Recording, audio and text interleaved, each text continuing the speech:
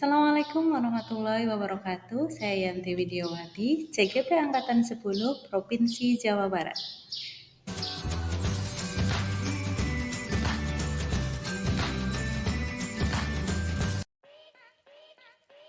Pemikiran Ki Hajar Dewantara tentang pendidikan dan pengajaran.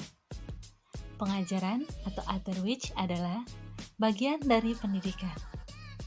Pengajaran merupakan proses pendidikan dalam memberikan ilmu, atau pengajaran berfaedah untuk kecakapan hidup anak secara lahir ataupun batin. Sedangkan pendidikan memberikan tuntunan terhadap segala kekuatan kodrat yang dimiliki anak, agar ia mampu mencapai keselamatan dan kebahagiaan yang setinggi-tingginya, baik sebagai manusia maupun sebagai anggota masyarakat. Pendidikan juga merupakan tempat persemaian benih-benih kebudayaan dalam masyarakat dan merupakan kunci utama untuk menciptakan manusia yang beradab. Maksud pengajaran dalam pendidikan yang berguna untuk pri kehidupan bersama adalah kemerdekaan manusia sebagai bagian dari persatuan rakyat. Sedangkan manusia merdeka adalah manusia yang hidupnya lahir atau batin tidak bergantung pada orang lain, akan tetapi bersandar atas kekuatan diri sendiri. Pemikiran Ki Hajar Dewantara lainnya ialah pendidikan sebagai tuntunan, di mana murid terlahir dengan kekuatan kodratnya masing-masing, sehingga pendidikan hanya dapat menuntun tumbuh dan hidupnya kekuatan kodrat yang ada pada anak-anak agar dapat memperbaiki lakunya. Ki Hajar Dewantara juga menjelaskan bahwa dasar pendidikan anak berhubungan dengan kodrat alam dan kodrat zaman. Guru harus mendidik anak-anak dengan cara yang sesuai, dengan tuntunan alam dan zamannya sendiri, dengan tetap mengutamakan kearifan lokal sosial budaya Indonesia. Sebelum mempelajari modul 1.1 tentang pemikiran Ki Hajar Dewantara, saya sebagai pendidik berpikiran bahwa guru sebagai pusat pembelajaran.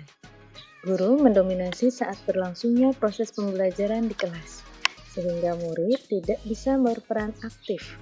Murid hanya melaksanakan perintah seperti menulis materi, mendengar penjelasan, dan mengerjakan soal. Sehingga, dengan kata lain, murid hanya sebagai objek pembelajaran. Hal lain yang ada di benak saya ialah menganggap siswa sebagai kertas yang kosong dan memiliki kebutuhan yang sama terhadap pendidikan. Dengan anggapan tersebut, saya tidak mempertimbangkan karakter yang dimiliki oleh murid dalam melaksanakan pembelajaran. Berikutnya ialah pembelajaran berfokus pada aspek kognitif.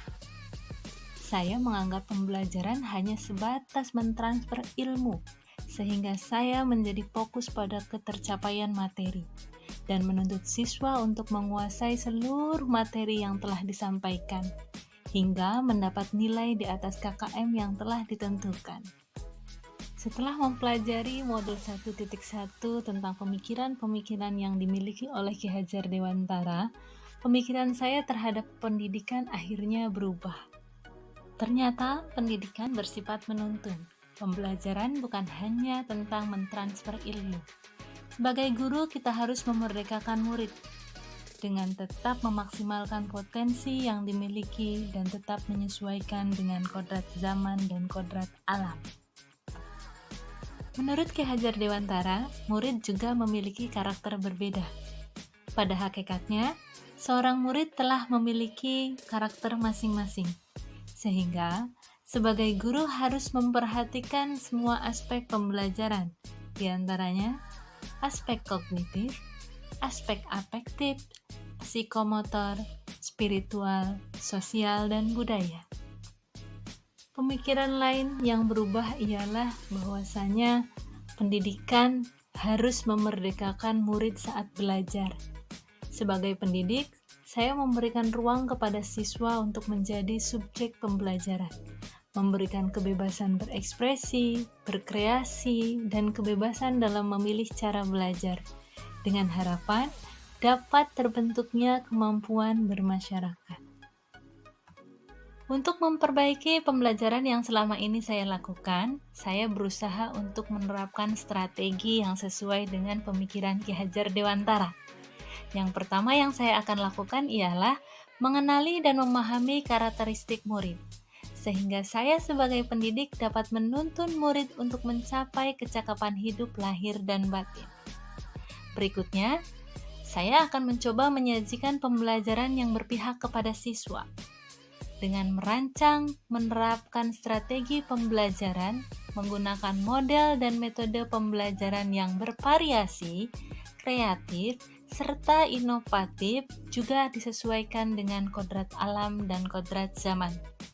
Terakhir yang saya akan coba lakukan ialah dengan menebalkan laku luhur sosial budaya yang selama ini sudah dimiliki serta dijalankan oleh murid, sehingga dengan menebalkan laku luhur sosial budaya dapat terbentuk murid yang memiliki budi pekerti yang luhur.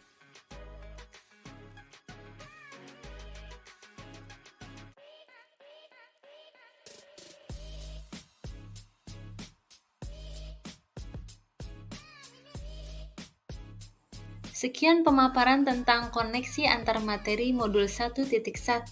Salam guru penggerak, terima kasih.